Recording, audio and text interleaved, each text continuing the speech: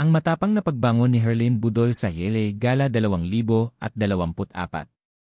Ang Yele Gala 2024 ay isang gabi ng kinang at karangyaan, kung saan ang mga pinakamaliwanag na bituin ng Kapuso Network ay nagtipon-tipon. Kabilang dito si Herlin Budol, na naging usap-usapan hindi lamang dahil sa kanyang napakagandang gown, kundi pati na rin sa isang hindi inaasahang insidente na nagpakita ng kanyang katatagan at positibong pananaw.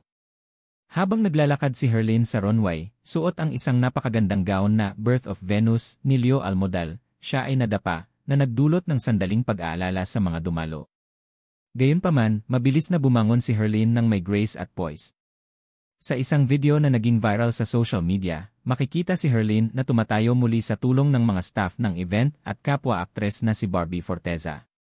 Ang tugon ni Herlin sa insidente ay tunay na nakaka-inspire. Nag-post siya sa social media ng isang mensahe ng pag-asa, na nagpapaalala sa lahat na ang pagdapa ay bahagi ng buhay at ang mahalaga ay kung paano tayo babangon pagkatapos. Sa buhay kapag nadapa ka, bumangon ka. Hanggat may buhay, may pag-asa. Walang susuko para sa pamilya, ang post ni Herlin sa kanyang account. Ang mensaheng ito ay tumimo sa marami, na nagbigay sa kanya ng papuri para sa kanyang positibong pananaw at determinasyon. Sa kabila ng pagkakadapa, patuloy na nagniningning si Herlin sa buong gabi. Muli siyang naglakad sa runway, sa pagkakataong ito ay walang suot na takong, at natapos ang kanyang catwalk ng may kumpiyansa at elegansya. Ang kanyang katatagan at kakayahang pagtawanan ang insidente ay nagpatibok sa puso ng marami, na nagpapatunay na ang isang tunay na bituin ay marunong magningning kahit sa harap ng pagsubok.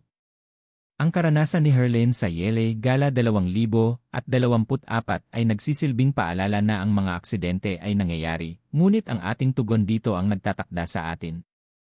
Ang kanyang positibong pananaw at matapang na pagbangon ay nagbago ng isang potensyal na nakakahiya na sandali sa isang makapangyarihang isa, na nagbigay inspirasyon sa marami na magpatuloy sa kabila ng mga balakid.